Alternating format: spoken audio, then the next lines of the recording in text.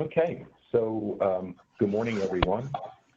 My name's Gary Holfish, and on behalf of my co-chairs, Bill Brooks, Jen Grenier, and Richard Horstman, welcome to the third Transportation and Aviation Subcommittee meeting of 2020. Thank you all for joining. We appreciate you taking the time this morning to listen in to what's going to be a pretty exciting presentation.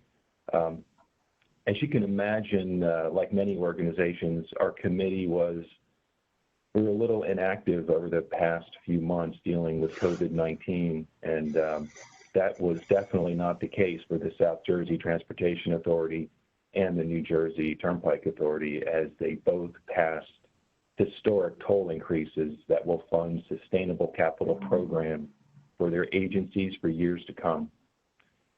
In fact, on June 25th, we hosted John Keller, the Executive Director of the New Jersey Turnpike Authority. He gave an overview of their new capital program and provided highlights of the improvements that are so important to South Jersey, like the third lane widening of the turnpike from interchange 1 to 4.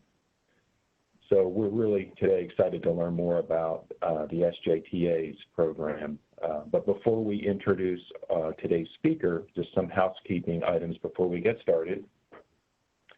So please keep your phones on mute. You want to keep down the background noise. And then as you listen to our speaker today, just use the chat function. So if you hover your mouse, you'll get a bunch of hot buttons along the bottom of your screen. And the third one from the right is the chat. If you just click on that, and then you could send me your questions, just address them to me, and then we'll get your questions answered at the end of the presentation. And so before we dig in, I'd like to introduce Marlene Aselta. She's the president of SNJDC, and she's going to give us some opening comments. Well, thank you, Gary, and good morning, all. My thanks also to the committee co-chairs. I know Jen Grenier is on vacation, but I think we have, well, certainly Gary, who is hosting. Rich is on with us. I don't know if we have Bill Brooks, but thank you to all. It's been strange times for the Development Council. We do more and more of these all the time. There is another one tomorrow. Bill Carter is on the line with us, and he will invite you, or I will invite you on his behalf, to the construction forecast virtual meeting, which is turning out to be quite the hot ticket. It's always a big event. Of course, it's always been in person, not so this year, or maybe, who knows, maybe come September, October, we can do a repeat and be in person. But, right now we just don't know. So for housekeeping items, I'd like you to mark your calendar for September 3rd. That is the day that we have the Commissioner of the Department of Transportation visiting with us. It will either be virtual or it'll be in person, and we're doing our best to choose the latter. In person always works better.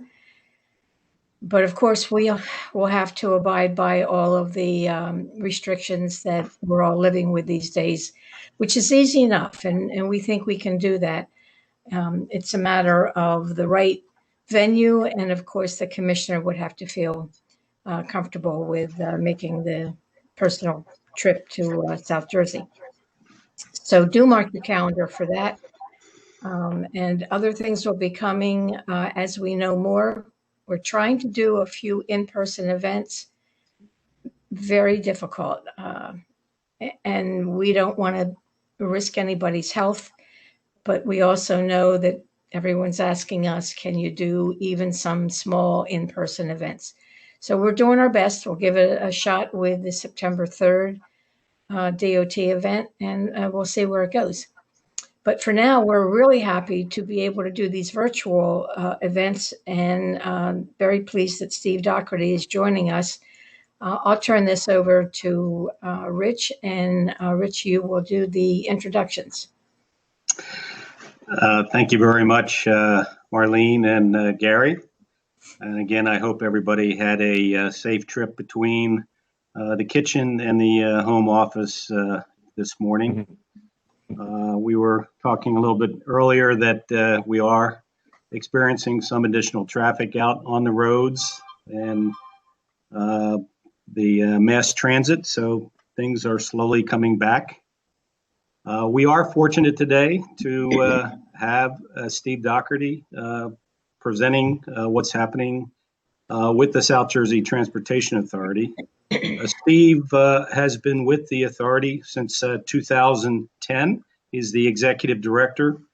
And prior to that, his capacity was working as chief of staff, and he was responsible for overseeing the state government coordination and strategic planning with the authority and external legal counsel and organizational structure. Prior to joining the authority, Mr. Dougherty worked for the U.S. Congress as a project coordinator for the U.S. Representative Bob Andrews from 2002 to 2010. We greatly appreciate him taking time out of his schedule today to present what is happening with the Transportation Authority. Steve, it's all yours. Thank you, Rich, for that introduction. I'd also like to thank President Marlene Seltzer and Vice President James Seltzer for hosting this virtual meeting. The Development Council has always been a great partner with the SJTA. We've actually been members since 1965. And I'd like to give a special thank you to the Transportation and Aviation Subcommittee members who've embraced this new way of networking and doing business during the COVID pandemic. I'm really looking forward to a return to normal like everyone else.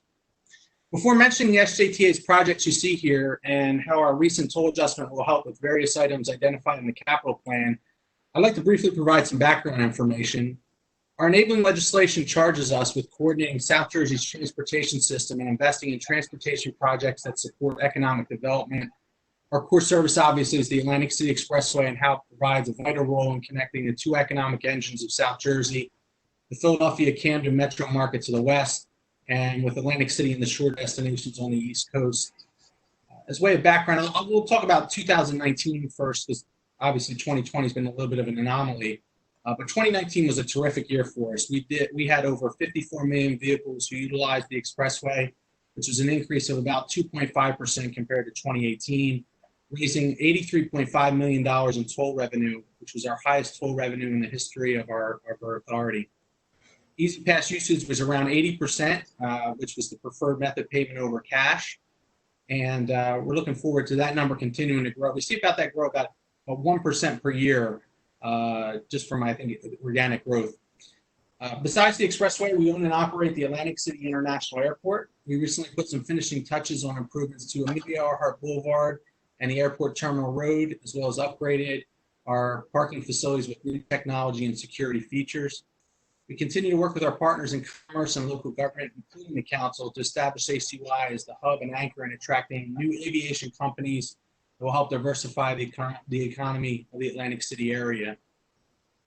Our third and final core function is our Transportation Services Department. It grows every year. I'm really proud of what we do there. For those not familiar, our Trans Services Department, as we call it, helps residents of our communities get to where they want to go safely and efficiently, providing over 500,000 one-way passenger trips in 2019. Trans Services offers a vital link enabling people to connect with NJ Transit routes, which help support business and commerce across 3 counties and throughout our region. The department continued its good work of partnering with the County of Camden and most recently Gloucester County to deliver over 122,000 meals to seniors in need as part of the Meals on Wheels program, which is an increase of 35.7% compared to 2018. Just an exciting program that we get the opportunity to give back and work with our local governments and providing, once again, what's become a crucial program for our seniors. At this time, I'd like to talk about our capital program. We maintain a capital improvement program that lasts about 10 years. It's updated annually by a team of authority staff, including our chief engineer on his own call, Steve Mazer. We make tough decisions based on our budget constraints. Each year, the team prioritizes projects that can be funded in our current budget year while maintaining a state of good repair for the authority's transportation facilities.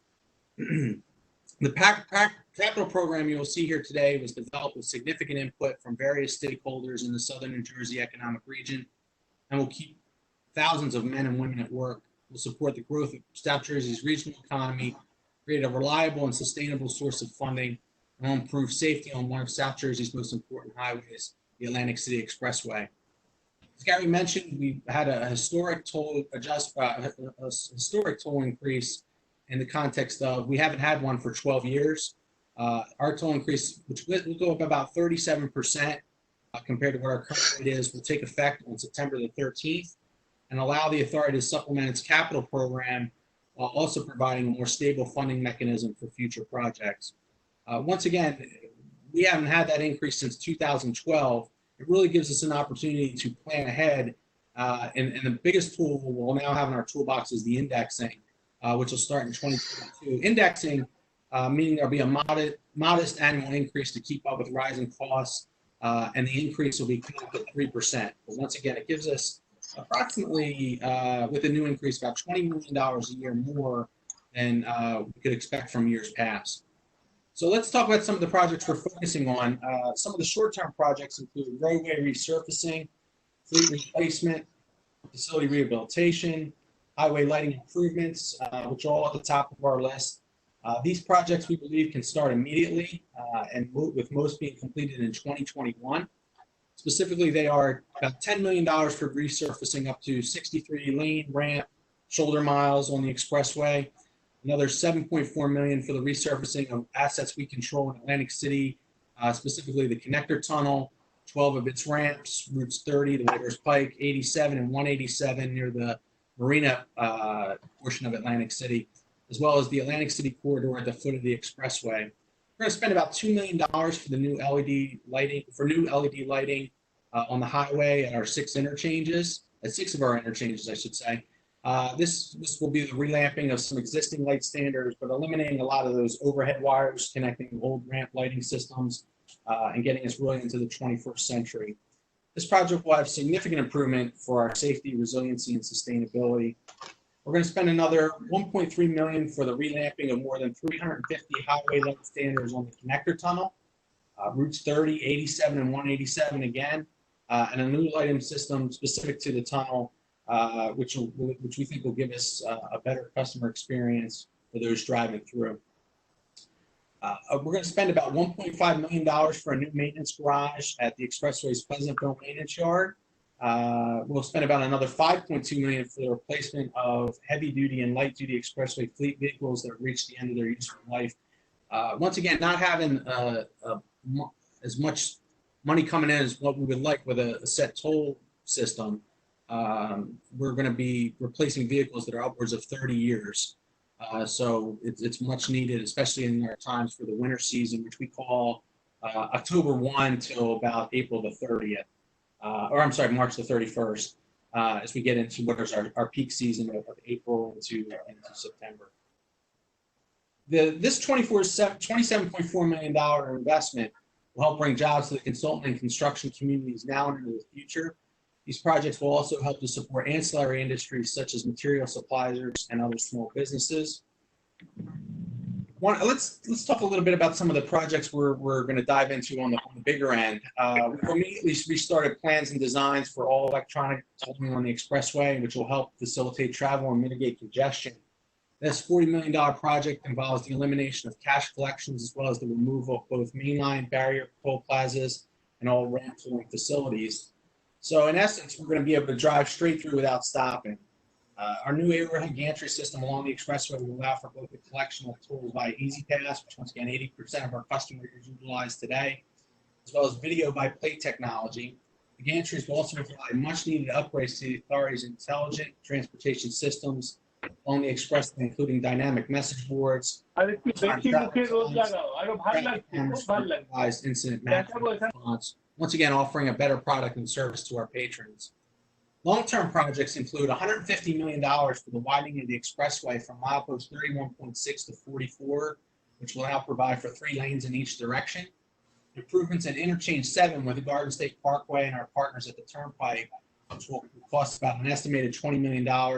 This project will improve the travel experience on both toll roads for residents and visitors to the Jersey Shore. So really, for that commuter who's traveling northbound on the Parkway to move westbound on the Expressway on a daily commute, and really for those who are traveling from their shore destinations on the Sunday evenings. Another project we'd like to talk about is the direct connector from the Expressway to the airport. It's a proposed $60 million. We have to acquire about one or two more properties, but in essence, providing one solid movement from the Expressway proper off of an interchange ramp to the foot of the airport or the head of the airport, allowing for a better travel experience for our customers. Each of these projects has a unique set of challenges in dealing with environmental regulations and compliance. We, as we always have, work closely with the Department of Environmental Protection and the Pinelands Commission to ensure that every one of these projects are designed and constructed in compliance with current environmental rules and regulations, and most importantly, protect the delicate ecosystems of South Jersey. The projects I've discussed today will greatly improve congestion management, safety, and mobility for both commuters as well as commercial traffic in South Jersey, whether it be support the tourist economy at the eastern end of the Expressway or the busy commute of our patrons on the western end and beyond. This proposed plan is keenly focused on improving the quality of life of our patrons, making our infrastructure safer, creating new jobs, and encouraging economic development. I'm very excited not only for the SJTA, but as I said earlier, for the engineering and construction trades will play an integral part in our capital program. I mentioned a lot this morning and rather quickly at times, but I'd request if you'd like additional information, you can, on the capital program itself, you can check out our website, www.sjta.com, or call myself. I know my information is going to be provided through the council. But feel free to reach out. I make it a point each year to conduct what I call relationship meetings and sitting down with members of the contracting community, consultant community, stakeholders in the region, including the council, just to talk about some of the things we're working on, find out what those folks are working on. Maybe there's not a synergy between us and the folks we're meeting with, but we've been able to put some partners together to work together on some projects for the better good of everybody. And it's just an opportunity for us to, once again, get to know each other. My email address is on the screen here. I look forward to hearing from you and hopefully meet together soon in person. That being said, I'd like to thank once again Marlene and Jane for their work at the council and once again being a partner with us for the last 50 years, as well as Gary for moderating this morning, Rich for introducing, and for the entire staff who helped set this up. I appreciate the time. And at this time, I'll turn it back over to Gary, and whatever the program consists of, I'd be happy to help continue. That's great. Thank you very much. Thank you, Steve, for that. That was a great overview. To just remind everyone, if you take your mouse and just hover over the bottom of your screen, you'll see the chat, the third button over, hot button is the chat. Just shoot me a chat and we can get your questions answered. Just to kick things off, Steve, we were talking earlier.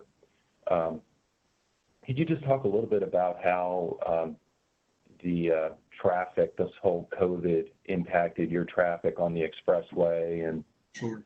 Is it coming back, and just what are you seeing right now, and what are the implications to starting up your capital program? Sure, Gary, of course. So in January, February, we had terrific months. A lot of that was due to the weather that was so cooperative. Unfortunately, we can't control that like the pandemic, but we had a really good January, really good February. Our numbers were upwards about 3-4% compared to last year. March was the obvious. We started to see the dip around March. I think it was March the 16th, 17th is when the casinos closed, and we really started to see a dramatic impact on our daily traffic. Folks stopped commuting to work or working from home like many today. And we saw probably at what I'm going to say is our worst, and hopefully I'm speaking prophetically here, our worst traffic in the April-May timeframe. We were down about 66% compared to last year on the expressway. Most recently, we have what we call our peak season, the 100 days of summer, Memorial Day to Labor Day. We've seen our traffic on the weekends somewhere hover around close to 10-11% down from last year, which isn't bad. And the reason I say it's not as bad is that's without the casinos being open and a lot of their amenities and things they offer which about 1/3 of our traffic goes through the Pleasantville Toll Plaza, which is the only way to get into the city off of the expressway. Of course, folks can take the Pikes, but about 1/3 of our traffic travels through the Pleasantville Barrier Plaza, and most of those folks are going to the casinos. Now, the one upside we've seen most recently is, once again, the weather being so cooperative in the context of it being so warm, a lot of folks have taken day trips.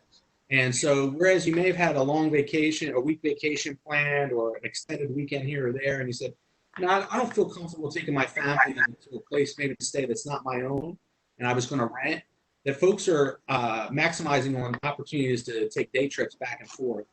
And we've seen during the week, our traffic being up even compared to last year for days during the week. And whereas maybe we're down on the weekends, where maybe I'm sure it's having to do with the fact that people are being cautious and conservative to larger crowds, but our week traffic is up. And we see that once again as a testament to the weather, a testament to folks being cautious but still wanting to get out and spend some time on a day trip.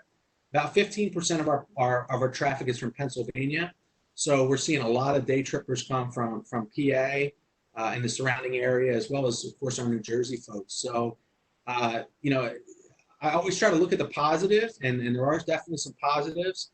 And we're hopeful that we'll continue to get some of these hot days and get some folks getting down to their favorite shore points. Okay, great. Thank you. So, Andy, you there?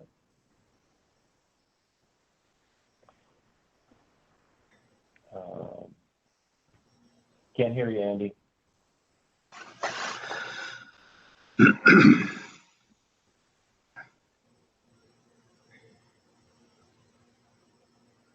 Yeah, for some reason he's not coming through.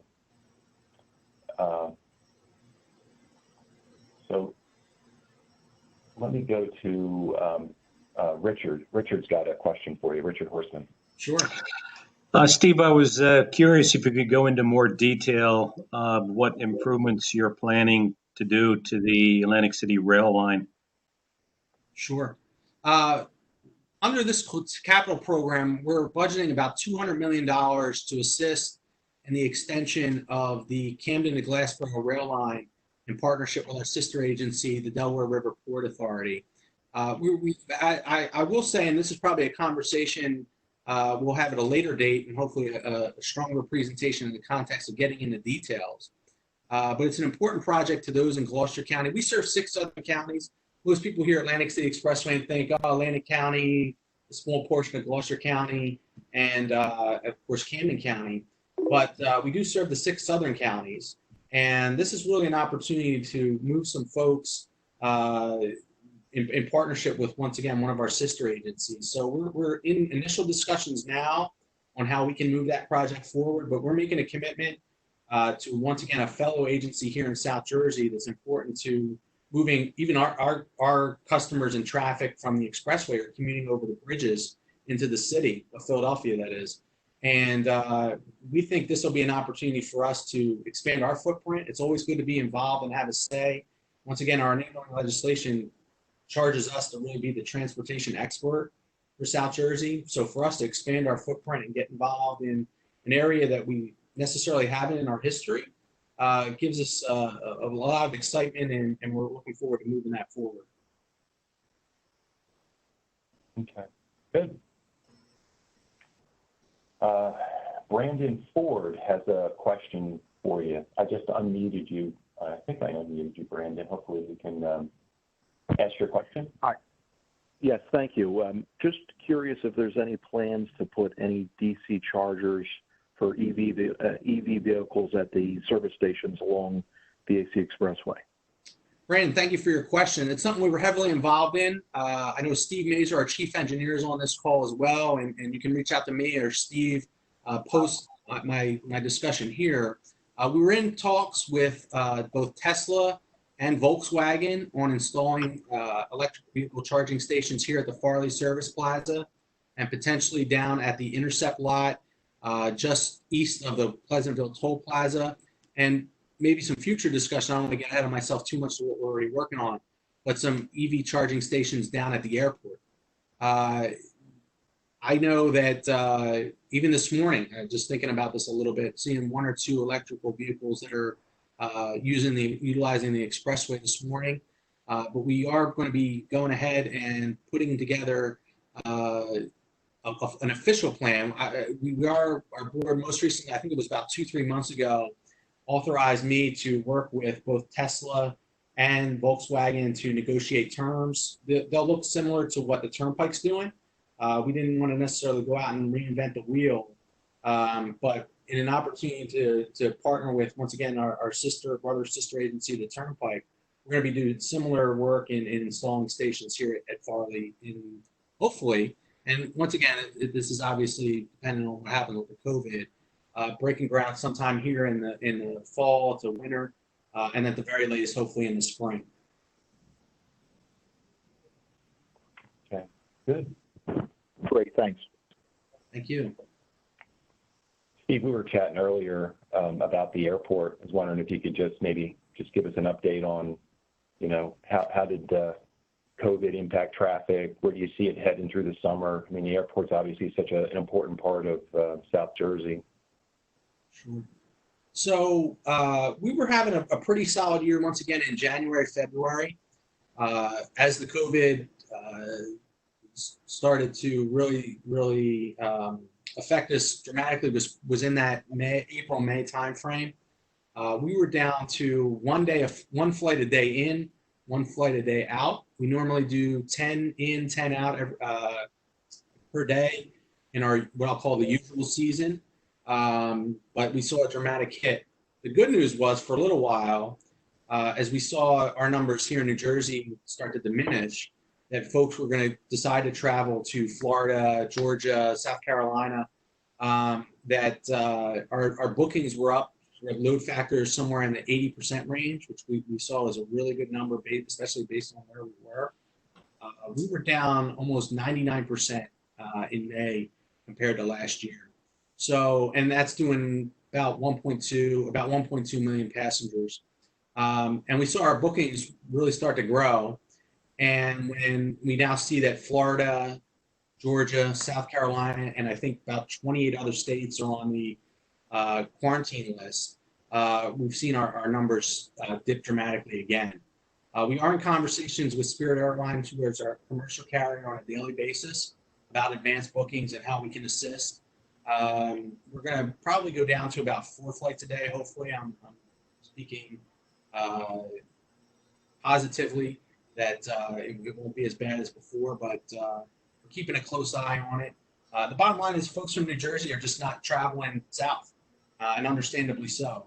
So we're hopeful that things will start to level out again, and hopefully, and I will say this, I don't want to tease too much, but we've talked about some additional service pre-COVID that we're looking forward in 2021 with the possibility of even some international flights. So like everybody else, hoping we get back to normal, and hopefully we'll have some good news that comes out at the end of the day. Good. Okay.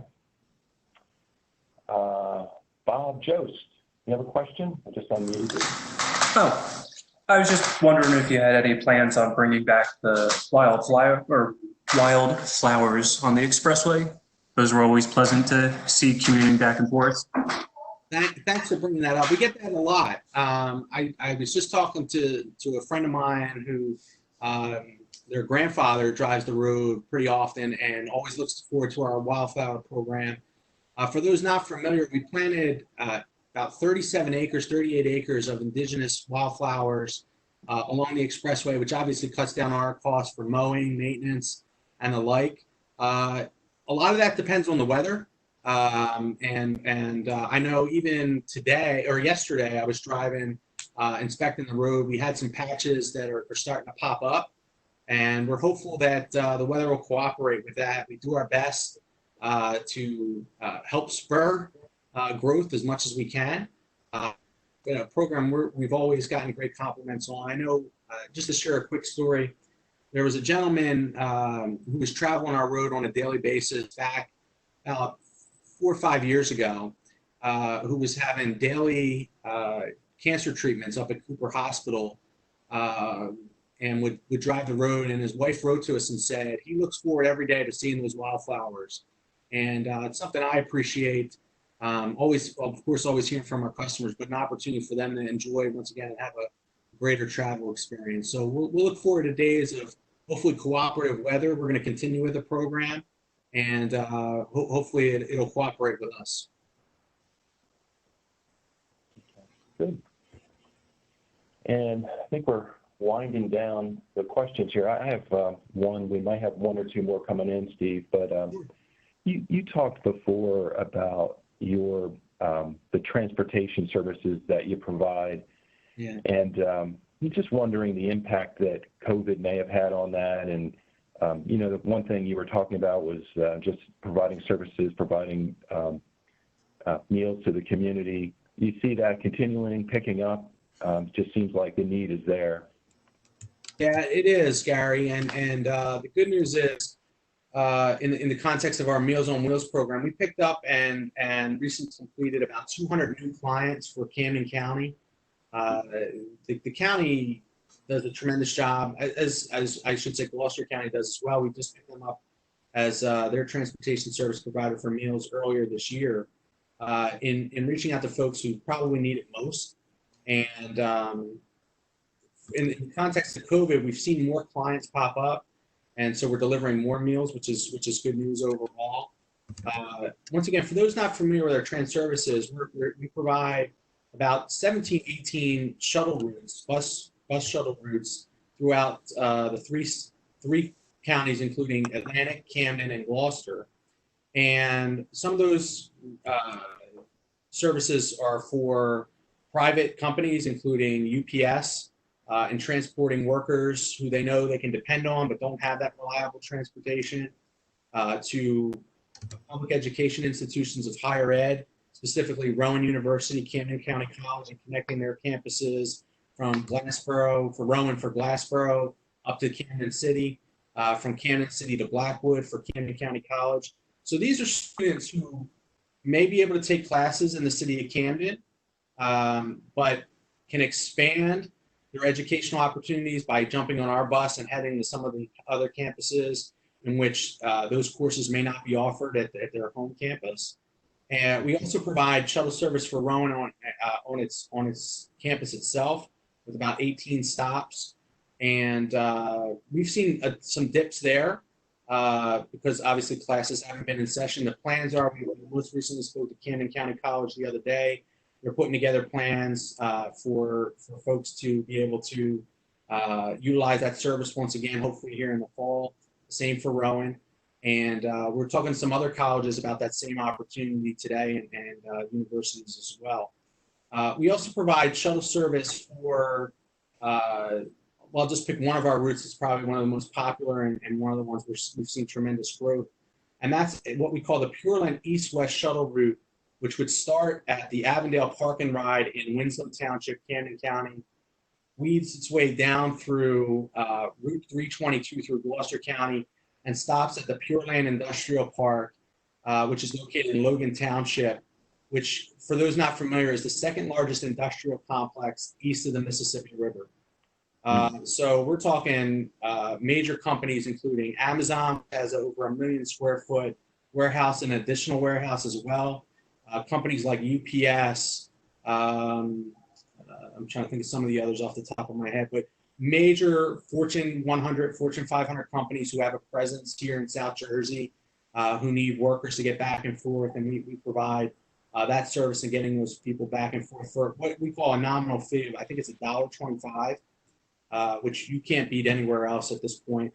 Most recently on that service, we added Inspira put together or recently constructed a major hospital at the Route 55 322 corridor, and we're now shuttling patients, staff, medical personnel, administrative personnel to the hospital to get folks back and forth a little bit easier. So that route did approximately, I want to say about 400,000 one-way passenger trips last year, with the goal of that we can continue to build this route. NJ Transit will see the success of it, who we partner with, and is one of our major funding sources, as well as Cross County Connection the counties themselves through JARC and TANF money to be able to move people back and forth by growing these routes to make them permanent routes. And then we can go ahead and take our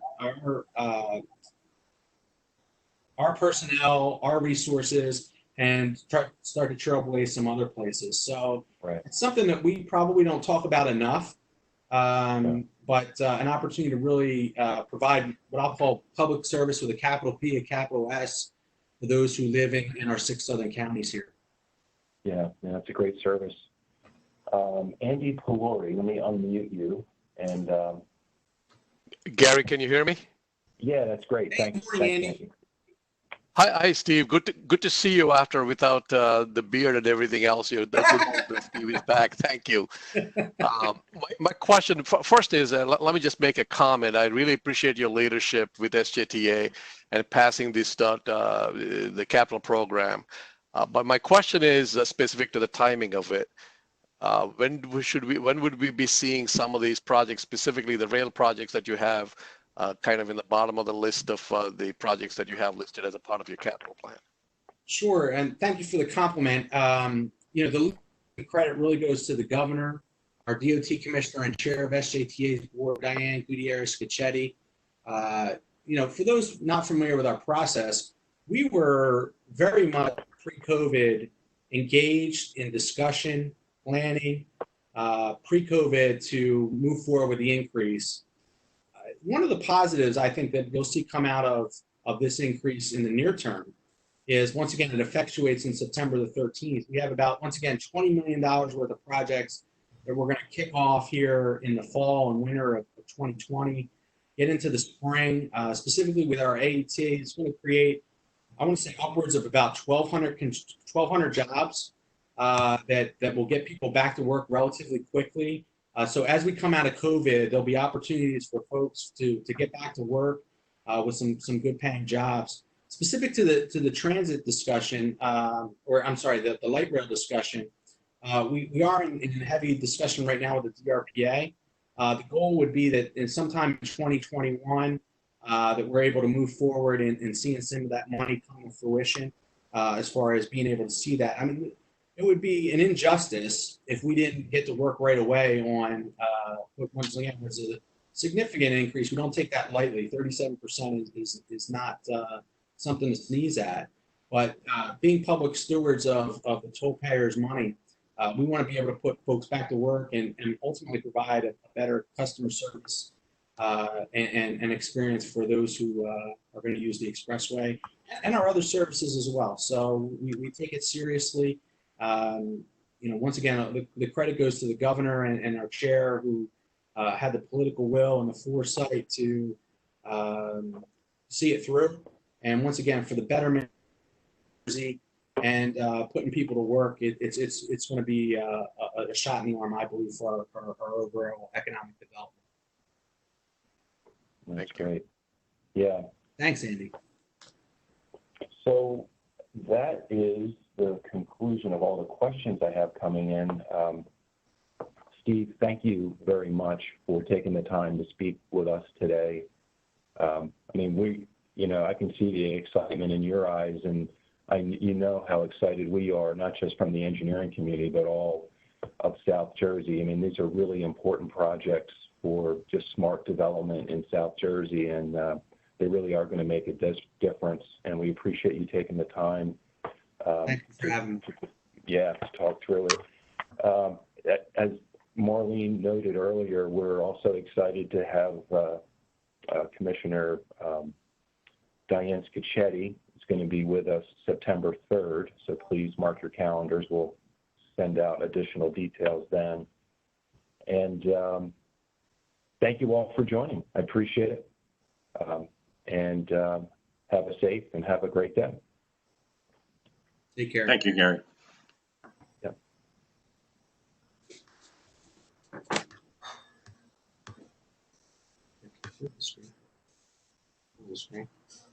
Thanks, everybody. Have a great day.